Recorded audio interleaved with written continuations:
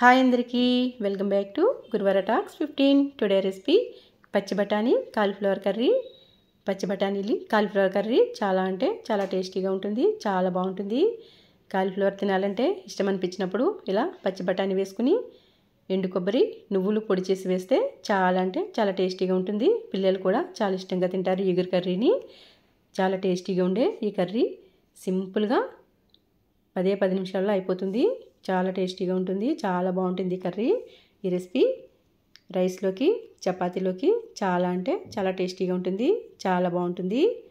సింపుల్గా చేసుకునే ఈ రెసిపీ తయారీ విధానం చూద్దాం పదండి. కాలీఫ్లవర్ పచ్చి బఠానీ కర్రీ కోసం పెద్ద కాలీఫ్లవర్ ఒకటి తీసుకుందాం. తీసుకుని పురుగులు అవి చూసుకుని చక్కగా నీట్గా ఇలాగా ముక్కలు కట్ చేసుకుని పక్కన పెట్టుకోవాలి. చూడండి, ఇలా నీట్గా ముక్కలు కట్ చేసుకోవాలి. కట్ చేసుకుని పక్కన పెట్టుకోవాలి. తర్వాత 2 పెద్ద టమాటాలు చిన్న ముక్కలు కట్ చేసుకుని పెట్టుకోవాలి. 1 స్పూన్ నువ్వులు, కొంచెం ఎండు కొబ్బరి ఫ్రై చేసుకుని పక్కన పెట్టుకోవాలి. ఒక 50 గ్రామ్స్ పచ్చి బఠానీ తీసుకుని వాటర్లో వేసి నానబెట్టుకోవాలి. పచ్చి బఠానీ ఎక్కువసేపు నానాల్సిన అవసరం లేదు, మనం వంట చేసుకునేంత వరకు నానితే సరిపోతాయి.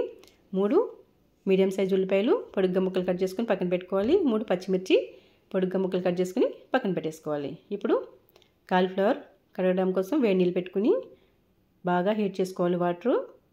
హీట్ చేసుకుని వాటర్లో 2-3 టైమ్స్ బాగా క్లీన్గా కడగాలి. ఇలా నీట్గా కడిగేసుకోవాలి, ఎందుకంటే కాలీఫ్లవర్లో డస్ట్ ఎక్కువగా ఉంటుంది. అందుకోసం నీట్గా వేడి నీళ్ళు కడిగేసుకుంటే పురుగులు ఏమైనా ఉన్నా పోతాయి. ఇలా కడిగేసుకుని వాటర్ అన్ని వంపేసి మళ్ళీ కాలీఫ్లవర్లో వాటర్ వేసి పక్కన పెట్టుకోవాలి. చూడండి, నువ్వులు ఎండు కొబ్బరి ఇలా బరగ్గా పొడి చేసుకుని పక్కన పెట్టుకోవాలి. ఇప్పుడు స్టవ్ ఆన్ చేసి కళాయి పెట్టి కళాయి వేడెక్కాక 50 ml ఆయిల్ వేయాలి. ఆయిల్ వేసి ఆయిల్ వేడెక్కాక లవంగాలు చెక్క కొన్ని వేసి ఫ్రై చేయాలి. లవంగాలు చెక్క పూర్తిగా ఆప్షనల్, ఇష్టమైతే వేసుకోవచ్చు, లేకపోతే లేదు, స్కిప్ చేసేయచ్చు. నేనైతే టేస్ట్ బాగుంటుందని ఘాటుగా ఉండడం కోసం వేసాను. ఇప్పుడు పచ్చిమిర్చి ముక్కలు వేసి ఫ్రై చేయాలి. పొడుగ్గా చీల్చుకున్న పచ్చిమిర్చి ముక్కలు వేసి ఫ్రై చేయాలి.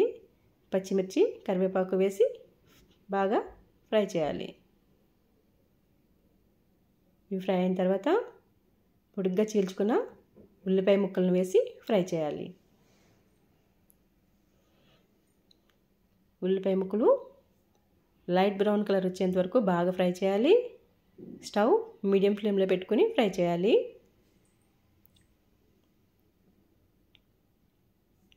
చూడండి, ఉల్లిపాయలని ఇలాగా లైట్ బ్రౌన్ కలర్ వచ్చేంత వరకు బాగా ఫ్రై చేయాలి.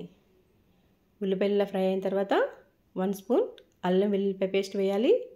అల్లం వెల్లుల్లి పేస్ట్ ఫ్రెష్గా దంచుకొని వేసుకుంటే బాగుంటుంది, మంచి స్మెల్ వస్తుంది. అల్లం వెల్లుల్లి పేస్ట్ పచ్చివాసన పోయేంత వరకు బాగా ఫ్రై చేయాలి. ఇలా అల్లం వెల్లుల్లి పేస్ట్ ఫ్రై అయిన తర్వాత బఠానీ నానబెట్టుకున్నాం కదా, వాటర్లో ఆ వాటర్ అన్ని వంపేసి బఠానీ వేసి బాగా ఫ్రై చేయాలి. చూడండి, బఠానీ చక్కగా నానియి, నీట్గా ఉన్నాయి, ఫ్రెష్గా ఉన్నాయి. ఈ బఠానీ వేసి బాగా ఫ్రై చేయాలి. బఠానీలు ఇలా బాగా కలుపుకుంటూ బాగా ఫ్రై అవ్వాలి. ఇలా బఠానీలు బాగా కలిపిన తర్వాత 1/2 స్పూన్ పసుపు, 1 స్పూన్ సాల్ట్ వేసి బఠానీలు బాగా పట్టేలాగా బాగా ఫ్రై చేయాలి. ఈ సాల్టే మొత్తం కర్రీలోకి సరిపోతుంది. ఇలా బాగా కలుపుకుంటూ బాగా ఫ్రై చేయాలి. బఠానీల్ని పచ్చి బఠానీ బాగా ఫ్రై చేయాలి. ఇలా బాగా ఫ్రై అయిన తర్వాత కాలీఫ్లవర్ వేడి నీళ్ళు వేసాం కదా, వేడి నీళ్ళని తీసి కాలీఫ్లవర్ బాగా కడిగేసుకుని బఠానీల్లో వేసేయాలి.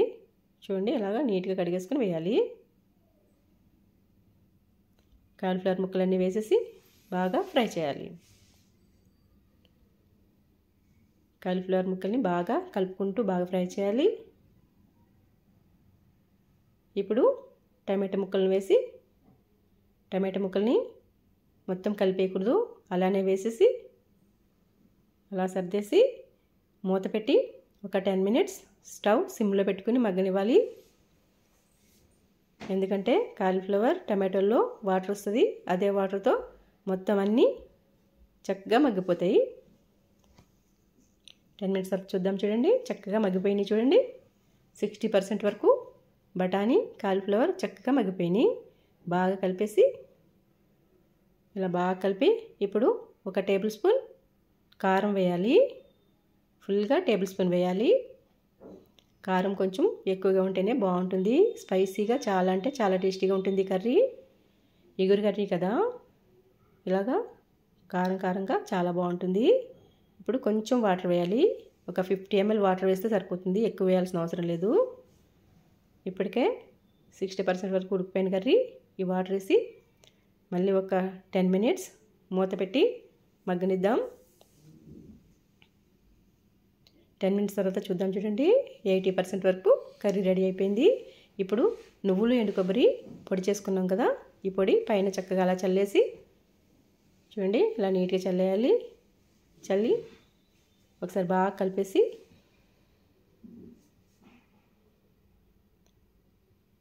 కలిపేసి మళ్ళీ మూత పెట్టి ఒక 5 మినిట్స్ మగ్గనిద్దాం. కర్రీ 80% వరకు రెడీ అయిపోయింది. 5 మినిట్స్ మూత పెట్టి మగ్గనిద్దాం. 5 మినిట్స్ తర్వాత మూత తీసి చూద్దాం. చూడండి 90% వరకు కర్రీ రెడీ అయిపోయింది. చూడండి దగ్గరికి అయిపోయింది కర్రీ. బాగా ఒకసారి కలిపేసి పైన కొత్తిమీర చల్లేసి అలానే ఒక 5 మినిట్స్ సిమ్లో మగ్గనిచ్చి 5 మినిట్స్ తర్వాత స్టవ్ ఆఫ్ చేసేద్దాం. స్టవ్ ఆఫ్ చేసి మూత పెట్టి ఒక 5 మినిట్స్ చల్లారనిద్దాం. 5 మినిట్స్ తర్వాత మూత తీసి చూస్తే 100% కర్రీ రెడీ అయిపోతుంది.